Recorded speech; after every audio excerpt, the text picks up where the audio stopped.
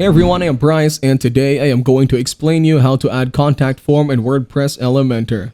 The first thing you want to do, install the WP Forms plugin. To do this, open your WordPress dashboard and navigate to Plugins, Add New. Now search for WP Forms and click on Install when you find it. The installation will only take a few seconds. Once that is done, the install button will now read activate. Press activate to finish setting up WP Forms on your site. It's that simple. WP Forms is now ready to use on your site. You can install Elementor by following the exact same steps as highlighted above. Simple, go to Plugins, then go to the Add New, look for Elementor and install it. With the installation out of the way, you can now go ahead and create your contact form as we show in the next step. This will load up the WP Form Builder in a few seconds. Start by naming your form so you can easily identify it if you later need to make any edits. This will load up the WP Form Builder in a few seconds. Start by naming your form so you can easily identify it if you later need to make any edits. Scroll down a little and then you'll see the form templates. After you've chosen a template, the WP Forms Builder will open. If you want to customize the template, just drag any form field from the left-hand panel to the form on the right.